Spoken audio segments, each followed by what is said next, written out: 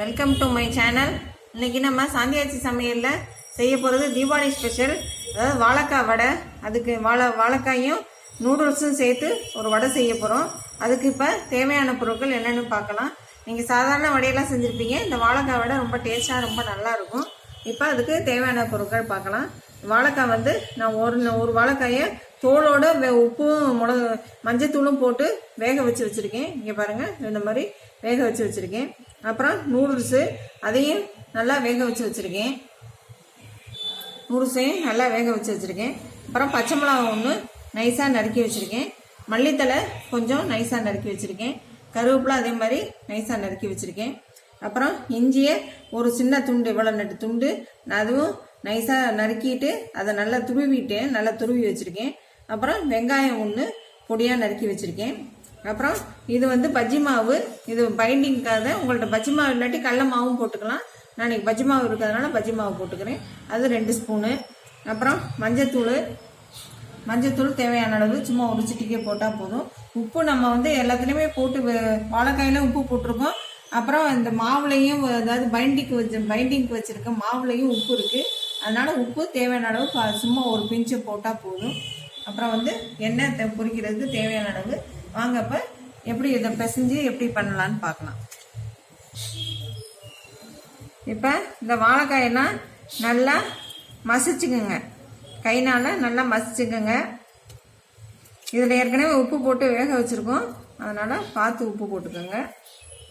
இப்போ இது எல்லாத்தையும் நல்லா மசிச்சாச்சு. இப்போ இந்த நூடுல்ஸையும் நல்லா மசிச்சுக்குங்க.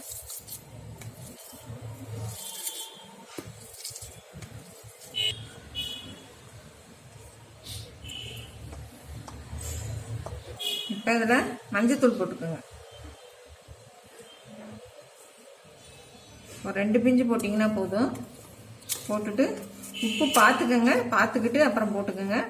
அடுத்தது இந்த வெங்காயம், அப்புறம் இஞ்சி, அப்புறம் கருவேப்பிலை, பச்சை மிளகா, மல்லித்தலை எல்லாத்தையும் போட்டு மறுபடியும் நல்லா பிசைஞ்சுக்கோங்க. இந்த ஸ்டேஜில் உப்பு பார்த்துக்கோங்க. அடுத்தது இந்த பைண்டிங்காக வச்சுருக்க இந்த பஜ்ஜி மாவு இல்லை கடல மாவு எது வேணாலும் போட்டுக்கலாம். இது பைண்டிங்காக தான், அதனால் லேசாக போட்டால் போதும். ரொம்ப போட்டிங்கனாக்கா அப்புறம் பஜ்ஜி மாதிரி ஆயிடும். அதனால் சும்மா லேசாக போட்டால் போதும். இப்போ பாருங்கள், நான் அதை வந்து வாயில் தொட்டு வச்சு பார்த்தேன். எனக்கு உப்பு பத்தலை. அதனால் லைட்டாக உப்பு போட்டுக்கிறேன். நீங்கள் அது மாதிரி பார்த்து போட்டுக்கோங்க. நல்லா பிணைஞ்சிட்டு இதை சின்ன சின்ன உருண்டைகளாக இப்போ உருட்டி வச்சுக்கலாம். இப்போ கையில் இந்த மாதிரி கொஞ்சம் எண்ணெயை தொட்டுக்கோங்க. எண்ணெயை தொட்டுக்கிட்டு இதை வந்து சின்ன சின்ன உருண்டையாக இப்படி உருட்டி வச்சுக்கோங்க. இந்த மாதிரி எல்லா மாவையும் உருட்டி வச்சுக்கோங்க. இப்போ நம்ம எண்ணெய் நல்லா காஞ்சிருச்சு. நான் அந்த வந்து கடலெண்ணெய் ஊற்றி வச்சுருக்கேன். இது பொங்குமோ என்னமோன்னு எனக்கு ஒரு டவுட் இருக்குது. அதனால் இந்த வாழைக்காயோட காம்பு அதை போட்டு இதில் வந்து போட்டு முடிச்சுக்கிறேன். முடிச்சுக்கிட்டு இப்போ சின்ன சின்ன குட்டி குட்டி வடையாக இப்போ வந்து இதை வந்து தட்டி வச்சுருக்கேன். இதை வந்து ஒன்றொன்னா இதில் போட்டுக்கோங்க.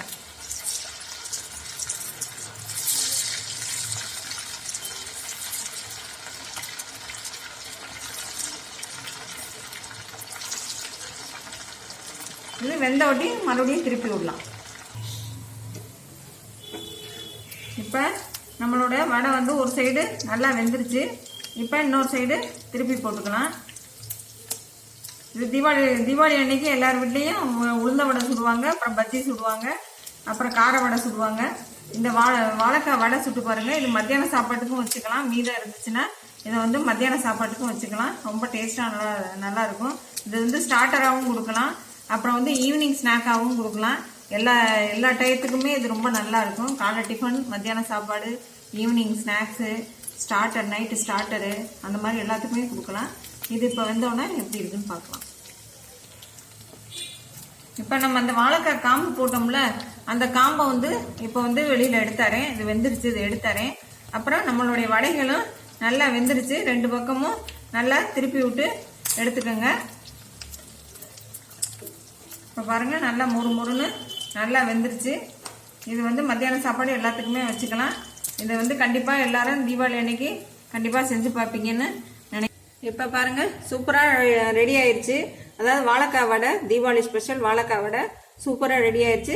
எல்லார் வீட்லையும் கண்டிப்பாக செஞ்சு பாருங்கள், சாப்பிட்டு பாருங்கள். எல்லாரும் கமெண்ட்ஸில் சொல்லுங்கள். தேங்க்யூ.